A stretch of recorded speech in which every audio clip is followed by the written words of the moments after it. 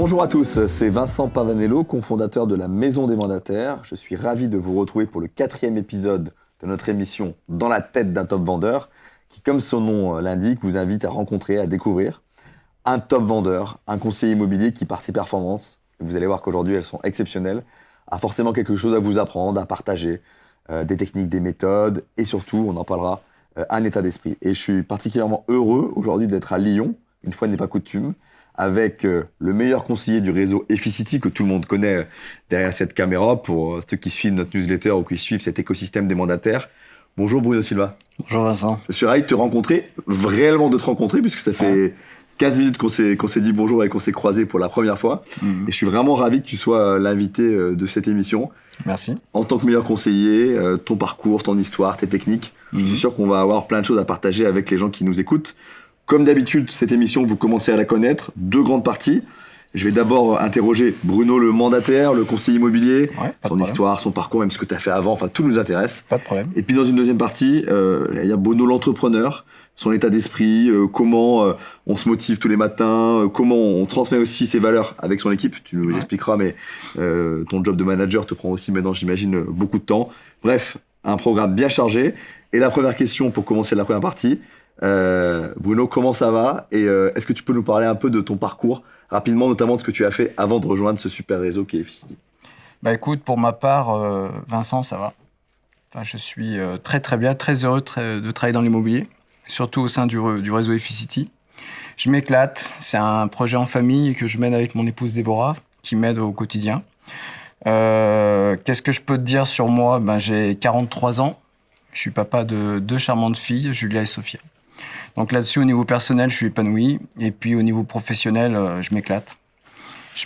J'ai démarré dans l'immobilier en 2014. Ça va faire 8 ans. Donc ça fait déjà un petit moment. Et en termes de passé, qu'est-ce que je peux te dire? J'ai travaillé d'abord dans l'automobile. En tant que salarié ou en tant qu'indépendant?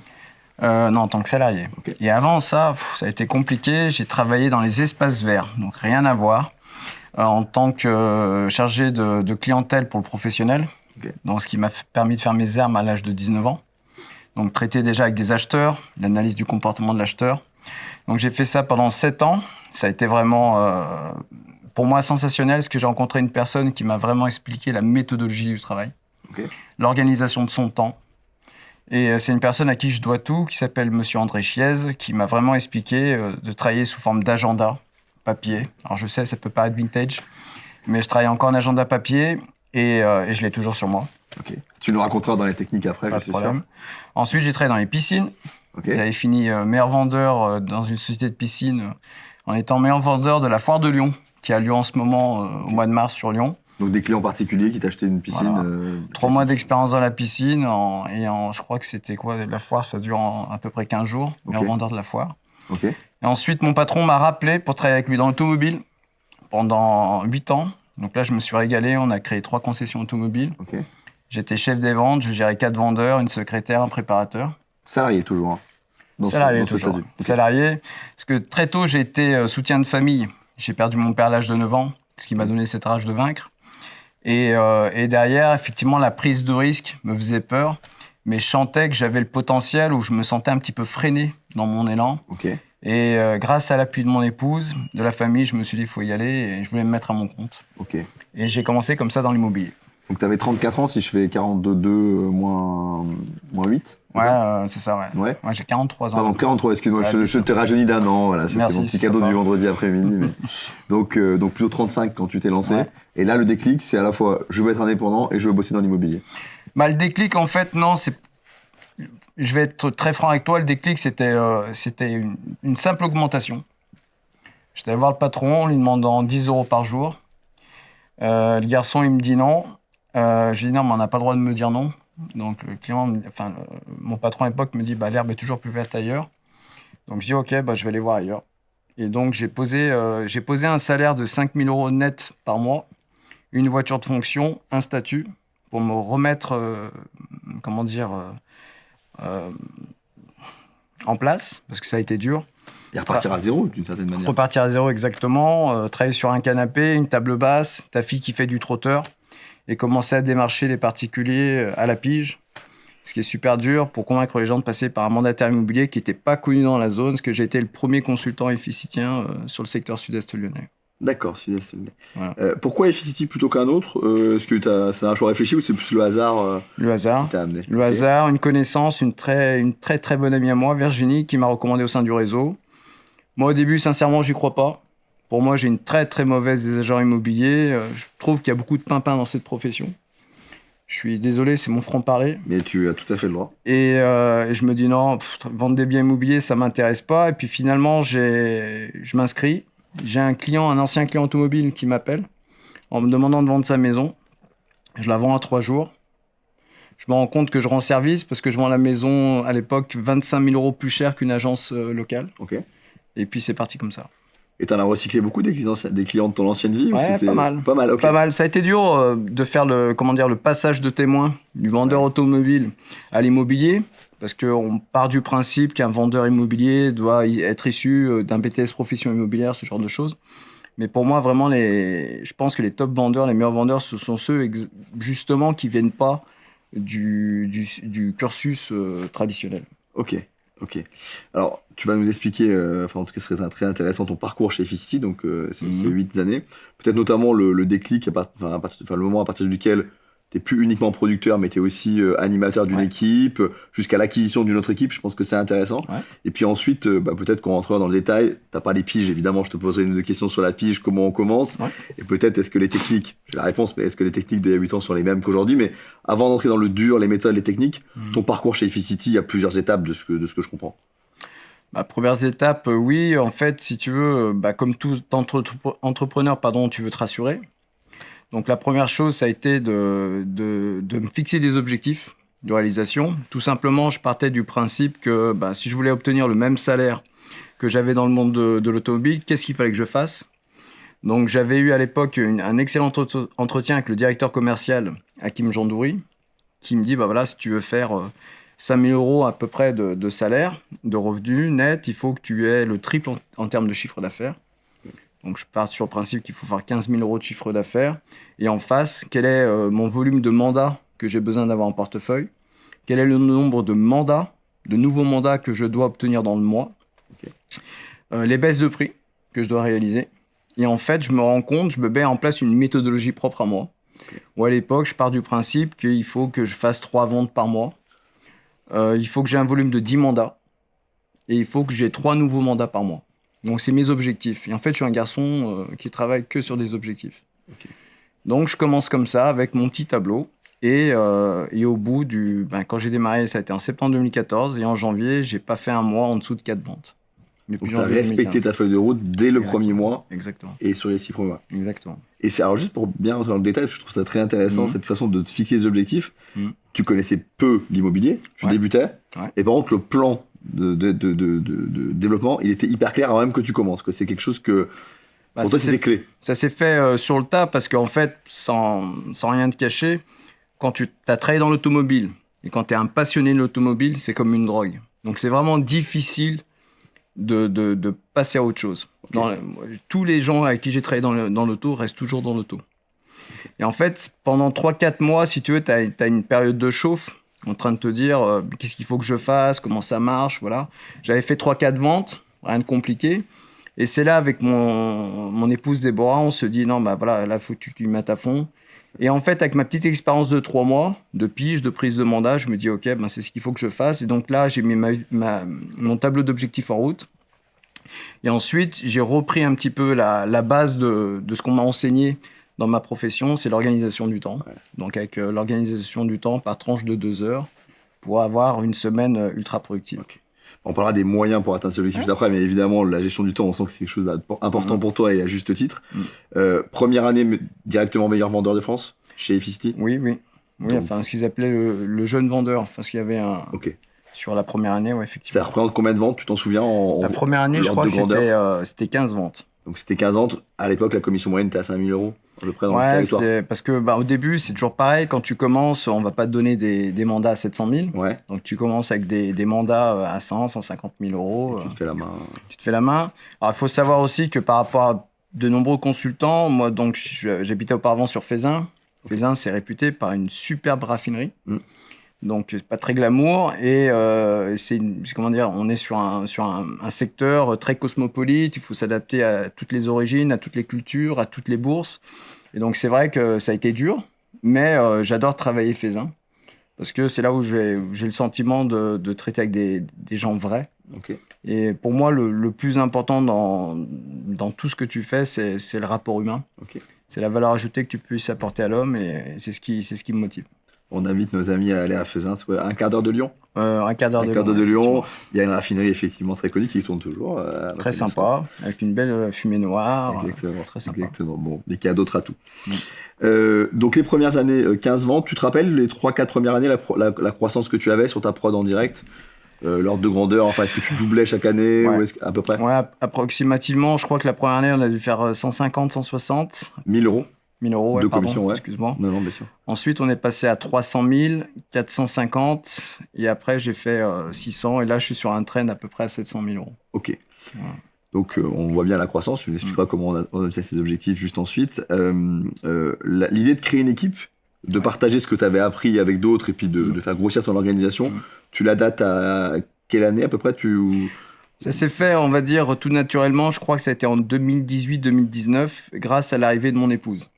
Parce qu'en fait, mon épouse, pendant toute cette période, parce que là, c'est vraiment tu tapes dans le dur, parce que mon épouse était en congé maternité, donc avec très peu de revenus entrant au sein du foyer. Donc c'est vrai que tu es tout le temps au charbon pour que ça marche.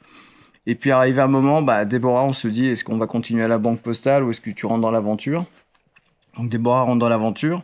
Et c'est vrai que être agent immobilier, c'est une vocation. Le mec qui pense que c'est un simple métier où tu dis chambre, salon, cuisine et tu prends 15 000, il n'a rien compris. Ce que tu vois à la télévision avec les émissions de Stéphane Plaza et compagnie, je suis désolé si c'est pas très... C'est loin de la réalité que tu connais en tout cas. Ouais, c'est pas ça. Et donc c'est vrai qu'à un bout d'un moment, notre métier et l'intérêt de travailler dans le réseau Efficity, c'est de travailler sur tes deux jambes. Ta production personnelle, mais également le MLM, le marketing de réseau. Mais après, c'est un métier. C'est un métier. Et si tu veux, ce qui est vraiment complet dans le réseau Efficity, c'est que chez nous, en tous les cas, c'est que tu vas d'abord prospecter, tu vas ensuite vendre, ensuite tu vas recruter, tu vas les former, et après tu vas animer. Dans cet ordre-là. Dans cet ordre-là. Donc c'est vrai qu'à un bout d'un moment, moi quand j'ai commencé, donc prospection-vente, ensuite recrutement, donc c'est là où intervient mon épouse. Okay. Donc recrutement, formation avec mon épouse. Et moi, mon travail aujourd'hui, c'est également d'animer mon réseau, en plus de continuer à faire des ventes. Donc à partir de 2018, tu commences à recruter. Exactement. En 4 ans, tu peux donner quelques chiffres sur notre équipe, et notamment l'équipe que tu as rachetée, parce que je pense que c'est intéressant que tu puisses expliquer. Alors en fait, si ma mémoire est bonne, en 2018, j'avais 3-4 consultants. On est passé rapidement à 20 consultants. Et ensuite, grâce au soutien des fondateurs du réseau Efficity, Malek Abikhalil et Christophe de Pontavis, ils m'ont donné un coup de pouce pour activer, le recrutement. Je leur dois beaucoup. Et on est passé de 20 consultants à 100 consultants en l'espace de 6 mois.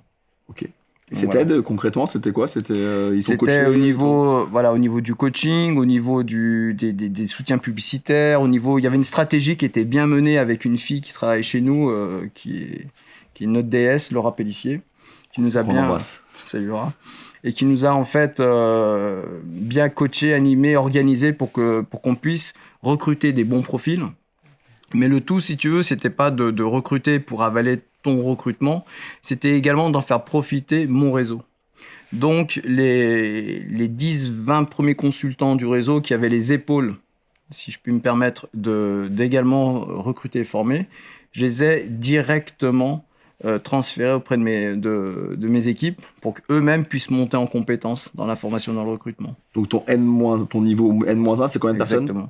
Aujourd'hui, mon niveau N-1, c'est 10 personnes. Ok, pas plus. Ce qui est, d'ailleurs, je le dis, en général, les gens qui ont réussi à monter des belles équipes, c'est rarement au-delà de 10 sur le premier niveau. Exactement. Et effectivement, comme tu le dis, l'enjeu après c'est plutôt d'aider ces 10-là à faire grandir eux-mêmes leur branche. C'est ce que tu as fait.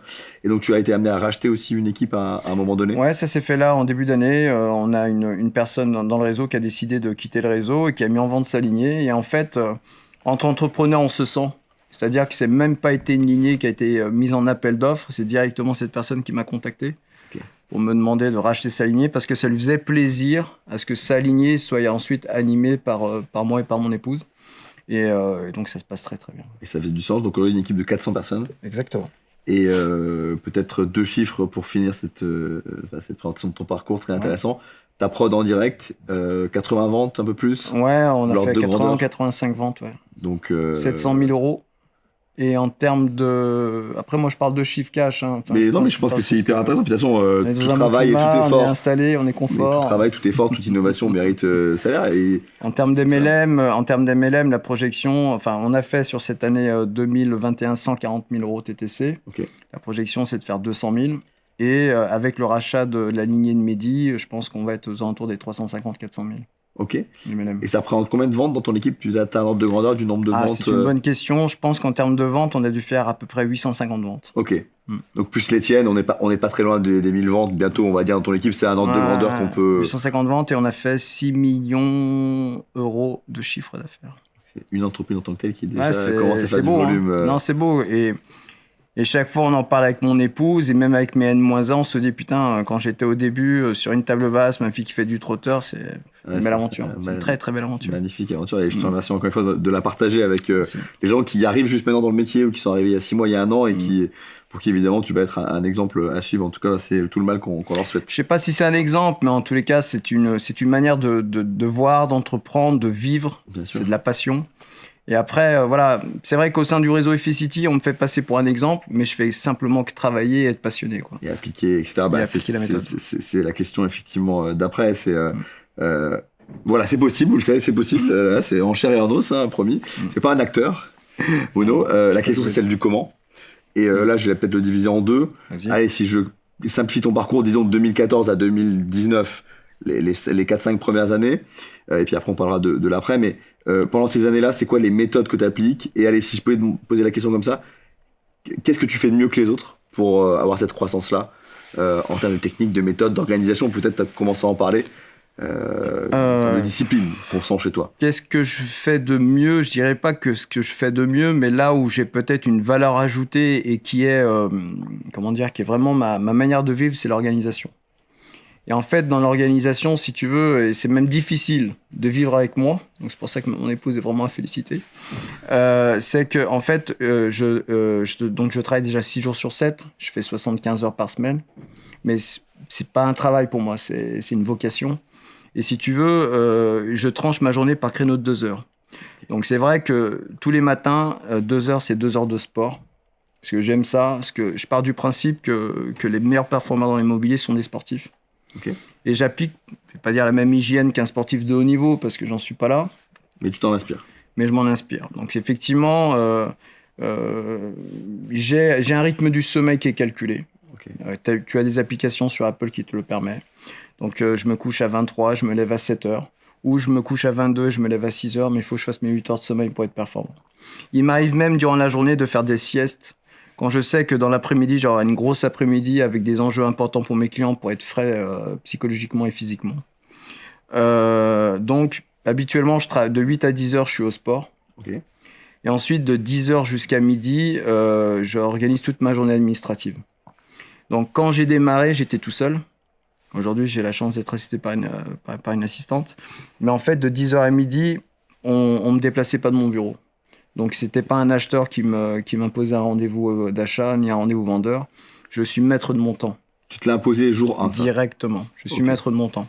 Et je pars du principe qu'en fait, de 10h jusqu'à midi, c'est de l'administratif. De midi jusqu'à 14h, soit je mange léger, je mange pas, voilà. Je pars du principe que le restaurant, ce genre de choses, tu perds beaucoup trop de temps. Okay. Voilà. Bon, après, c'est une façon d'être. Okay. Donc, c'est aussi un excellent moment pour faire de la pige, de la prospection. Okay. Parce que les gens, ils travaillent pas, ils sont pas au bureau, ils sont pas à l'usine. Donc, ils peuvent ça, comment t'écouter. Tu l'as su quand tu as commencé que c'était un bon moment? Tu as testé le matin, le midi, l'après-midi et quand tu les appelles c'est pas compliqué. Quand tu appelles les gens le matin de 10h à midi, tu tombes très souvent sur le répondeur où les gens te disent je suis au boulot, on se rappelle plus tard, on se rappelle ce soir. En fait, les gens habituellement consultent leur téléphone entre midi et 2. Okay. Donc quand tu les appelles entre midi et 2 ou le matin de 10h à midi, ça peut tomber par exemple le mercredi. Tu peux appeler les gens le mercredi matin parce qu'en général, des parents sont à la maison. Ça fonctionne. Okay. Et après, de 14 jusqu'à 20h, c'est mes visites. Ok. Donc, à savoir que je priorise d'abord les rendez-vous vendeurs, pardon. Donc, dès qu'un client m'appelle pour une prise de mandat, il est priorisé. Et ensuite, je fais les rendez-vous acheteurs qui passent en second plan. Ok. Et mes rendez-vous vendeurs, pour aller un peu plus loin, ils sont tranchés pour 2 heures. C'est un bon rendez-vous vendeur, ça dure 2 heures. Ok. Un rendez-vous acheteur, c'est Tu 1 heure. préviens tes vendeurs, excuse-moi, que ça va durer 2 heures, enfin, Ah comment oui, c'est bien sûr, bien sûr. Ok. Au En tout dessous, début, t'as pas le temps. Enfin, tu estimes que c'est du travail mal fait. c'est pas du boulot. Je me rappelle d'une fois, on m'avait pris pour un fou. Je venais de commencer, il y avait quoi, peut-être 1 mois ou 2. Je prends un rendez-vous à la pige pour une prise de mandat sur un secteur très prisé qui s'appelle Simandre, dans notre secteur. Et le gars, j'ai rendez-vous à midi, j'arrive à midi, il me reçoit qu'une pomme à la bouche et il me dit « j'ai 30 minutes pour vous recevoir ». Et la maison, elle est superbe, c'est une maison à 600 000 euros. Et je dis « écoutez, monsieur, avec tout le respect que je dois, j'ai pas mangé. » Et moi, j'ai prévu 2 heures. Et le gars, il me dit « non, mais moi, j'ai pas 2 heures à vous accorder. » Alors, je dis « bah écoutez, ce qu'on va faire, c'est que vous allez terminer votre pomme et moi, je vais rentrer chez moi, je vais les manger. » Et j'ai refusé de travailler dans ces conditions. Et en fait, c'est ma manière d'être, en fait. Ça peut te faire rire, mais c'est ma manière d'être, de travailler. Je suis intransigeant. Pour moi, je connais que 2 couleurs, c'est le blanc, le noir. Je me pose pas de questions. Et les gens apprécient, en fait, cette façon d'être parce qu'ils sentent de l'honnêteté, de la confiance en moi. Alors peut-être certains de la prétention, mais tu peux pas assumer la responsabilité d'un projet de vie d'un client si t'as pas un minimum de confiance en toi et confiance en ton client. Pour moi, la prétention, ce serait au contraire, effectivement, de penser qu'en 30 minutes, on peut évaluer correctement un Non, bien. c'est pas possible. Et donc, c'est plutôt une forme d'humilité de dire je ne sais pas le faire en 30 minutes. Donc, si vous voulez ça, il y a plein d'agents immobiliers dans la rue et vous pouvez travailler avec eux. Donc, ça mais je leur dis, Et ce qui est très impressionnant, c'est que j'ai l'impression que dès le départ, tu avais cette organisation et tu t'y es tenu et tu n'en as jamais dévié. Ah non. Et puis, j'essaie d'inculquer cette culture, cette organisation, cette culture de la gagne auprès de mon réseau. Et c'est vrai que j'ai une équipe qui est formidable. Enfin, mes N-1 sont top, c'est des formateurs, c'est des recruteurs, c'est des performeurs. Parce que pour moi, c'est important de montrer l'exemple auprès de mon équipe. Si aujourd'hui, je m'efforce toujours à être le numéro 1, parce que je sens que ça pousse, le réseau FCT monte en compétences, monte en qualité. Et c'est vrai que je le fais pas que pour moi, que pour mon ego, je le fais aussi pour mon réseau, pour leur montrer justement cette exemplarité de dire voilà, on est la première lignée de France, on est le meilleur vendeur de France, on peut tout faire en fait. Et si on reste sur le sujet prod perso, avant de parler équipe, et t'es encore un gros producteur en direct, même si t'es assisté, t'es organisé, puis t'aimes ça, ça se voit. Qu'est-ce qui a changé dans ton organisation entre le Bruno de 2022 et le Bruno de 2014 peut-être pas grand-chose, peut-être moins de piges, plus d'autres choses. Voilà, t'as essayé de comprendre comment tes stratégies ont évolué au cours du temps. En fait, ce qui se passe, si tu veux, c'est que notre métier il est vraiment complet. Et ça, le particulier ne peut pas s'en rendre compte, mais notre métier est vraiment complet. Parce qu'après, quand tu démarres, tu fais du secrétariat, tu fais de l'administratif, tu fais de la comptabilité. Donc c'est vrai qu'arrivé à un moment, il a fallu que je lève le pied, parce que ça, au niveau de la santé, ça allait loin. Et effectivement, j'ai réussi à me staffer. Donc, j'ai réussi quelle année ça ? Là, ça s'est fait en 2021. D'accord. 2021-2020, ouais. Ok. Ouais, c'est très... Parce que je suis très, très méticuleux dans ma manière de travailler. Je veux dire que même mon stylo sur mon bureau, je sais où il est. Enfin, c'est comme ça, tu vois. Okay. Donc après, c'est dur de travailler avec moi. Mais il force est de constater que j'avais besoin d'aide. Et on a vraiment besoin d'un super bon soutien administratif. Et j'ai une assistante, Pauline, qui est superbe. Qui est à plein temps ? Qui a plein temps, okay. Qui à la base devait bosser 20 heures et au bout de 15 jours, on s'est dit ouais, laisse tomber, il faut que tu viennes travailler plein temps. Et donc, effectivement, ça m'a permis de dégager un plein temps d'activité, donc c'est énorme. Et donc là, tu vois, c'est en 2020-2021 que tu as eu ce tournant. Exactement. Donc, tu faisais déjà 60-70 ventes, j'imagine. Et là, tu t'es dit, je peux pas aller plus haut tout seul. En fait, c'était un peu ça ton raisonnement ? En fait, aujourd'hui, si tu veux, c'est que moi, mon objectif, c'est, je te dis concrètement, mais ça, on en parlera peut-être un peu plus tard, c'est que moi, je veux faire 1,5 million. Je vais faire 1,5 million, c'est mon objectif. Et 1,5 million, tu peux pas le faire qu'en faisant de la production du pur agent immobilier de la transac. Donc, moi, je pars du principe qu'on peut le faire sur 3 niveaux. Donc, je fais de la production, je fais de la vente, je fais du MLM. Mais j'ai une nouvelle activité aussi qui est en route, qui me passionne, qui est le marchand de biens. Ok. Voilà. On en parlera, je pense, un peu dans la deuxième partie, dans ton côté complet en tant qu'entrepreneur. Et je pense que tes métiers se nourrissent les uns les autres. On imagine que ce que tu apprends en marchand de biens, ça te sert en agent immobilier et l'inversement. Peut-être pour finir cette première partie, encore une fois, assez technique, assez méthode, vraiment 2 questions assez rapides. D'abord, on a parlé beaucoup pige. On n'a pas beaucoup parlé prescription au sens d'animer. Toi, ça a été quoi ta stratégie au début et aujourd'hui avec les commerçants, avec les restaurateurs? En fait, si tu veux aborder le sujet de la prospection, si j'ai bien compris, en fait, tu as 2 formes de prospection dans ce métier. Tu as la prospection, ce que j'appelle active et passive. Okay. L'active, c'est une action qui te permet une prise de mandat immédiate. Okay. La passive, c'est une action qui va pas forcément te donner un mandat tout de suite, mais à moyen terme. Donc c'est vrai que très rapidement, si tu veux vendre, c'est de la pige. Pas se poser de questions, c'est de la pige, c'est comme ça. Donc je faisais 2 heures de pige par jour. Et au début de ton activité, forcément, si tu n'as pas de rendez-vous vendeur-acheteur, il faut que tu t'occupes. Donc c'était 2 heures de prospection active, 2 heures de prospection passive. Donc l'active, c'est la pige, c'est le tap-tap. Dès que je voyais un panneau, une personne qui mettait en vente, je n'ai pas honte de parler. La prospection active, c'est également quand tu vends un logement. Parce qu'aujourd'hui, un acheteur sur 2 est vendeur. Bien sûr. Donc derrière, c'est une opportunité en or pour enchaîner des ventes cascades. Il y a plein de choses, je ne suis pas là pour te former, mais tu sais comment ça fonctionne. Et la prospection passive, c'est la prescription, c'est le réseau, c'est le réseau humain, c'est le réseau social. Moi, rapidement, je sais que l'argent appelle l'argent. Donc rapidement, tous les prescripteurs dans ma zone, je ne dis pas qu'ils travaillent pour moi, mais dès qu'ils sont source d'informations, je sais les rémunérer. Et aujourd'hui, mes clients sont les apporteurs d'affaires. On a d'ailleurs une base de données chez Efficity qu'on appelle apporteur d'affaires, qui est géniale. Et je vis local. C'est-à-dire que dans ma zone, j'étais parmi les premiers à poser des panneaux avec ma photo. C'est un réseau Efficity, donc ça a fait rire beaucoup de monde. Tout le monde le fait aujourd'hui. Je me rappelle que quand j'amenais ma fille à l'école, papa, t'es ci, papa, t'es là. Enfin, tout le monde me reconnaissait. J'ai tout de suite senti que par rapport à mon environnement, ça marchait. Et aujourd'hui, que ce soit moi ou Déborah, quand on fait des animations au marché, plein d'animations qu'on fait dans le réseau, le monde associatif au niveau de l'école, même mon épouse me disait que la prof de plongée de mes filles, on lui a vendu un logement. On lui a trouvé un logement acheté. Donc le réseau Efficity s'étale en fait dans notre secteur et on est reconnu comme des bons professionnels. C'est ce qui est très important. Et si je comprends bien ce que tu dis, au début tu commences par 2 heures de actif, 2 heures de passif, parce qu'on ne peut pas tout miser sur l'actif, sinon on ne prépare pas l'avenir. Mais si on mise tout sur le passif, on ne mange pas. Je pense qu'on peut le résumer comme ça. C'est ça. Au bout de combien de temps tu as eu le sentiment que tes leads, ils arrivaient plus du passif que de l'actif? Est-ce que c'est au bout d'un an et demi où tu t'es dit là, ça vient par la prospection et moins par le direct? Est-ce que tu as senti un moment de bascule? Et si vous, au bout de combien de temps, peut-être pour expliquer aux gens qui commencent, qui nous écoutent? En fait, si tu veux commencer à travailler par la recommandation, c'est ça peut-être ta question, si j'arrive à la déchiffrer. Exactement. Il te faut bien 2-3 ans. Ok. Il te faut bien 2-3 ans. Pour que le passif prenne le poids sur l'actif, si on peut pour que les clients te connaissent, pour que les acheteurs, les vendeurs te connaissent. Des fois, ils me disent vous êtes beaucoup plus beau sur une carte de visite ou sur un flyer que j'ai vu chez le buraliste ou sur un panneau. Enfin, c'est assez drôle. Mais il faut bien 2-3 ans. Okay. Mais c'est 2-3 ans à taper dedans. Ok. Et là, il n'y a pas de secret.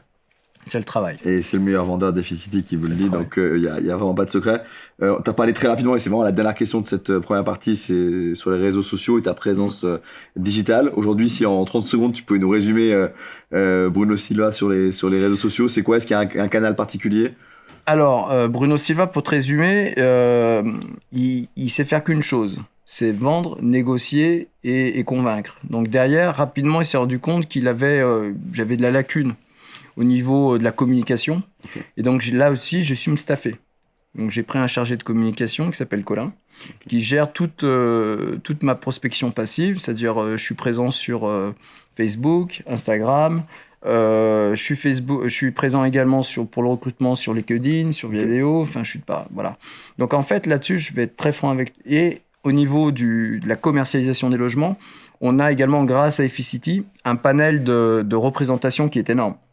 C'est-à-dire qu'on diffuse nos logements sur 80 sites internet. Okay.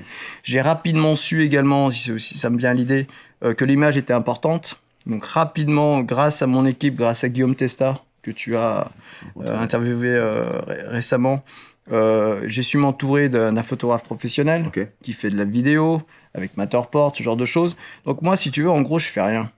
Mais tu sais t'entourer. Voilà, je sais m'entourer, exactement. Okay. Bon. Vous irez voir Bruno Silva sur les différents réseaux pour en savoir plus, tout en sachant que ce n'est pas lui qui est derrière son ordinateur en train de pianoter, mais j'imagine, te connaissant un petit peu maintenant après cette première demi-heure qu'on a passée ensemble, tu dois contrôler, tu dois vérifier quand même ce qui se passe et ça doit être à un niveau d'exigence qui est le tien. Merci pour cette première partie, tellement riche d'enseignements, vraiment je te remercie beaucoup et j'ai hâte de te retrouver dans quelques instants pour la deuxième partie où j'interrogerai plutôt Bruno l'entrepreneur. T'en as dit un petit peu, hein, on commence à voir quelles sont tes qualités, mais j'ai plein de questions à te poser, donc à tout de suite.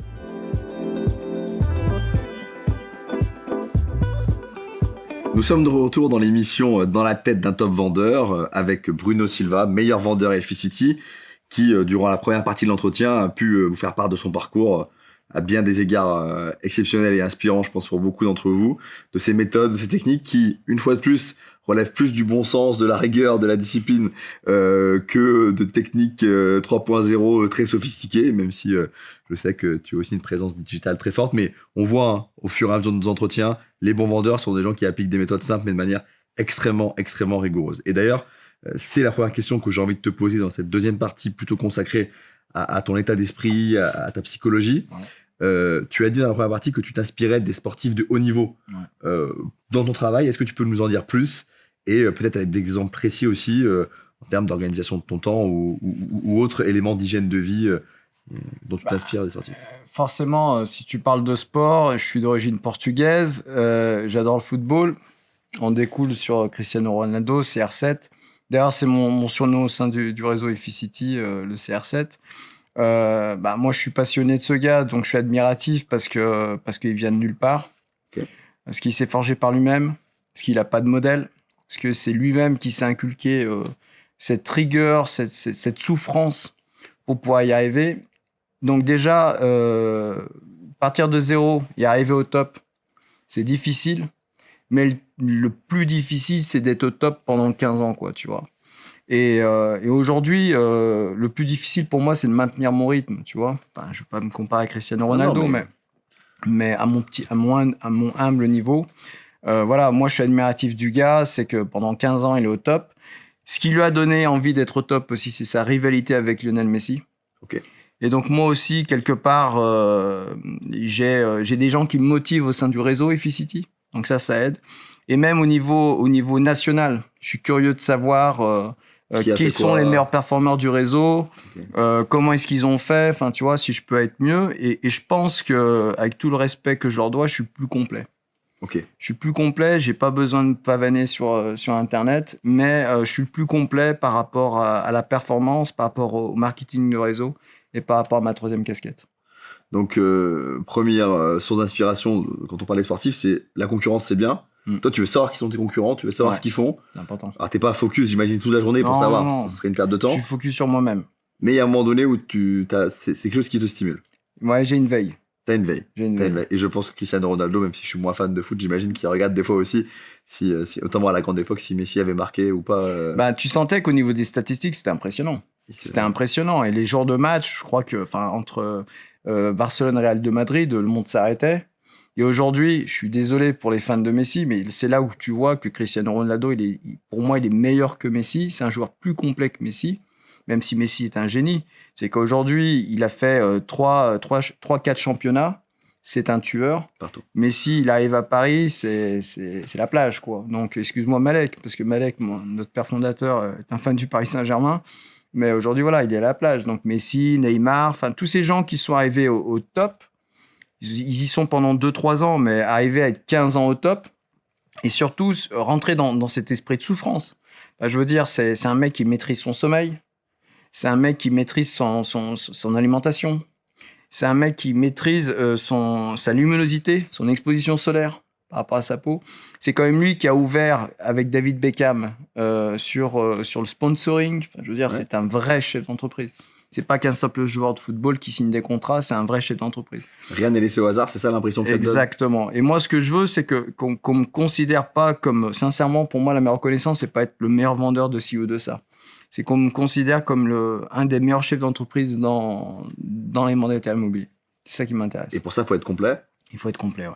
Sur le sommeil, tu en as parlé, première partie, tu en reparles là, tu peux creuser un peu sur ce point-là. C'est-à-dire que c'est quelque chose que tu as appris par l'expérience, tu t'es inspiré d'autres, et ça change vraiment ton... Exactement, parce que je suis même ma famille est organisée pour. C'est-à-dire que pour qu'on rentre dans la vie privée, le vendredi soir, c'est la soirée film à la maison. Donc mes filles, elles savent qu'elles voient le film qu'elles veulent. On a déjà un planning de film, voilà. Et je fais en sorte de rentrer le plus tôt à la maison pour qu'on puisse voir notre film. Mais elles savent que le vendredi soir, je me couche plus tôt, à 22h30, parce que le lendemain, c'est le samedi. Et le samedi, c'est entre 10, 15, parfois 20 visites. Il faut que je sois frais, et elles le savent. Et en fait, dans mon organisation, ce qui est très important, c'est que, et je pense que, excusez-moi, mais un modèle comme Cristiano Ronaldo, c'est le cas, c'est que toute la famille s'adapte à la volonté du leader. Et en fait, c'est vrai que chez moi, j'ai la chance d'avoir toute la famille qui m'aide pour que je puisse fonctionner, même dans mon alimentation. C'est-à-dire que l'alimentation, c'est réfléchi par rapport à la viande, par rapport à la salade, par rapport... Voilà. Je suis un peu toqué, hein, je vais loin. Mais, et après, même dans le sommeil, même mes enfants savent que papa a un métier différent que la plupart des autres papas, et que papa se fait du mal pour aller plus loin. Ok.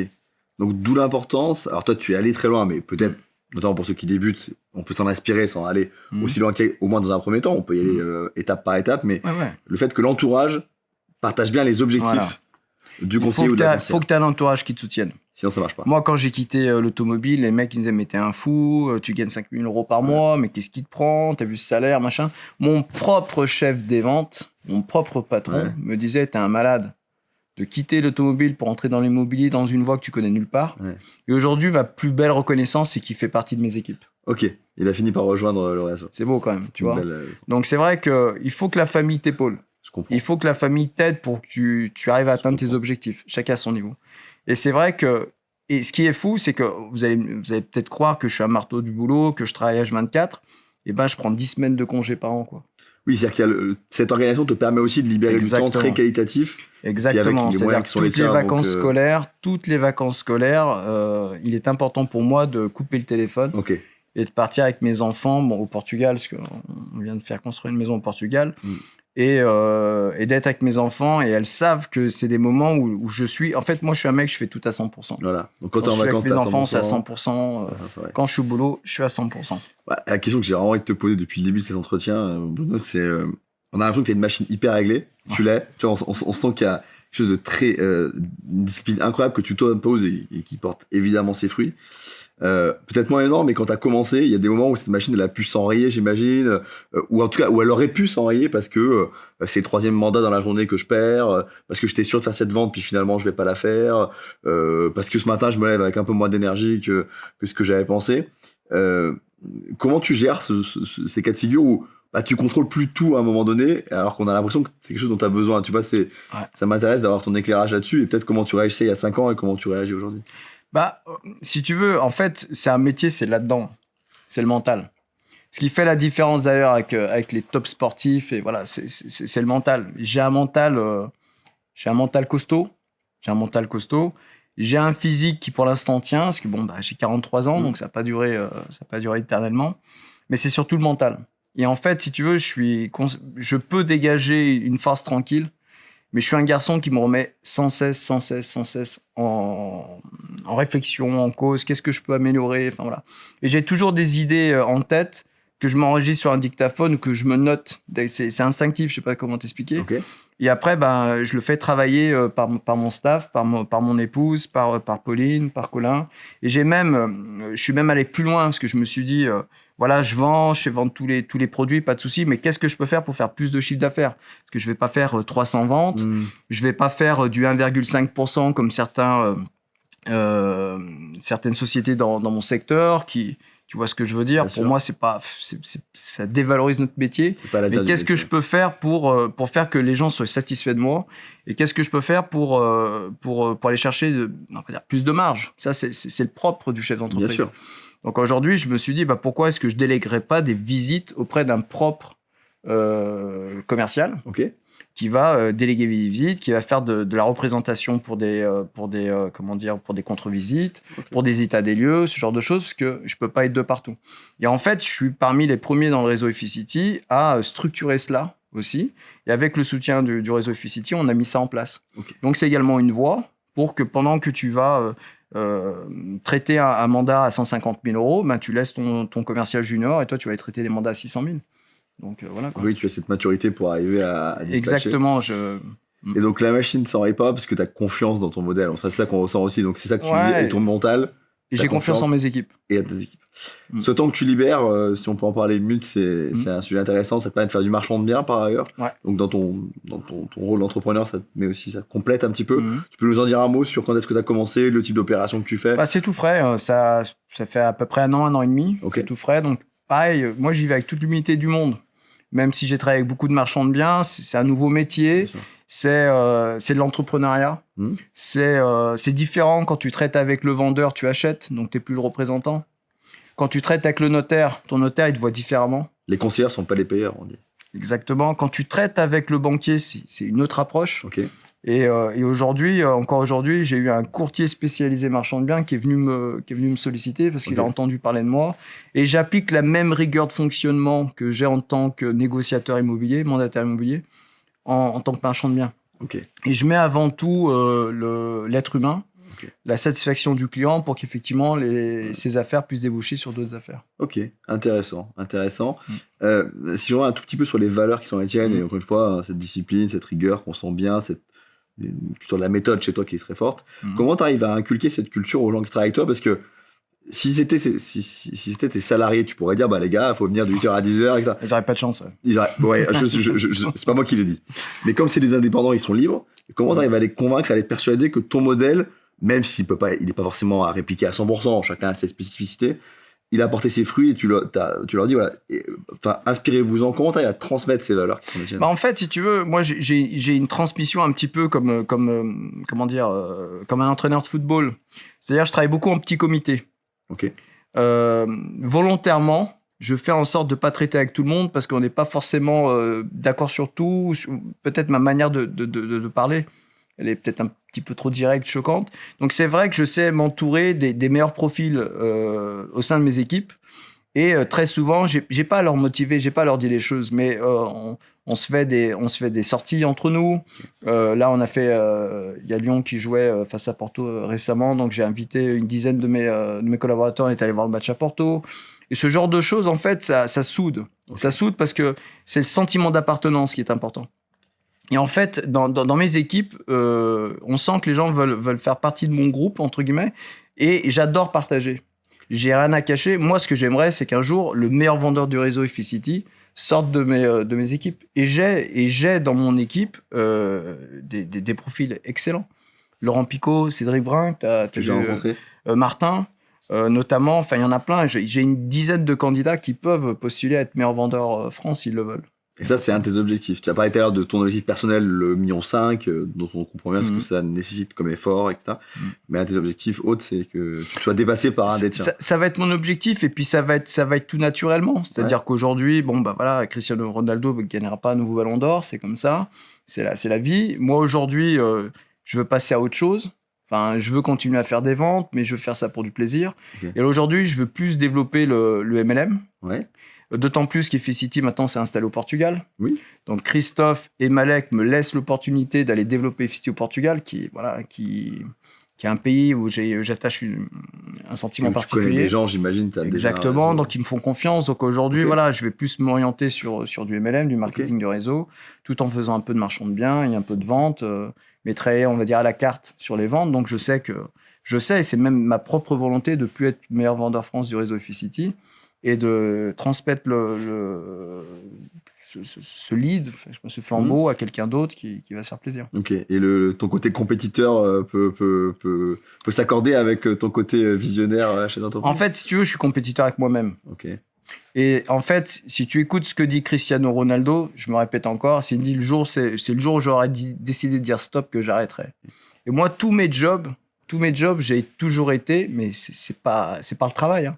J'ai toujours été le meilleur vendeur dans la concession automobile, le meilleur vendeur dans le domaine de la piscine. Dans la boîte d'espace vert, la société a quadruplé de chiffre d'affaires en l'espace de 7 ans.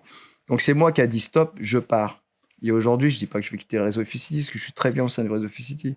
Et aujourd'hui, si j'ai plus envie d'être le meilleur vendeur de France, ce sera moi qui le décidera. Et tu auras d'autres objectifs. Et c'est une très bonne réponse à ma question sur la façon d'accorder les différentes versions de toi-même, entre guillemets, si je peux m'exprimer ainsi. On a une dernière question dans cette émission, dans ce format, c'est de demander en général à notre invité le nom d'un entrepreneur, vivant ou pas, français ou pas, qui t'inspire, mais je sens que tu vas faire une réponse avec un petit pas de côté, mais c'est ta liberté. Franchement, j'ai pas de modèle. Je bosse à l'instinct.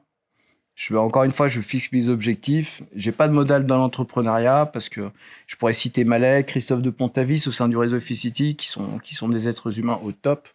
Mais c'est eux qui m'ont permis de me libérer, j'allais dire, de ce fardeau, de me poser trop de questions. Mais j'ai pas de modèle. Mon modèle, c'est ma manière de vivre, ma manière d'être et ma famille. Écoute, j'accepte tout à fait cette réponse et je te remercie vraiment, Bruno, d'avoir partagé avec nous à la fois sur la première partie tes techniques, tes méthodes, et je pense que ça a intéressé beaucoup les gens qui nous écoutent. J'ai hâte d'avoir leur retour et encore plus pour la deuxième partie où, avec un peu de rigueur, un peu de discipline, une foi dans ce qu'on sait faire et dans ce qu'on peut faire, on peut faire des grandes choses et je pense que c'est vraiment ce que je retiens de notre entretien. Et c'est la première fois que je te posais ces questions et c'est la première fois que tu m'as apporté les réponses. En plus, on se connaissait pas, je sais pas. Très agréable. C'est naturel, c'est pas travaillé, c'est comme ça que j'aime. Et je te remercie beaucoup encore une fois. Merci à Ficity de nous avoir mis en relation. Et puis je vous invite tous donc pour un prochain épisode de Dans la tête d'un top vendeur. À très vite. Merci.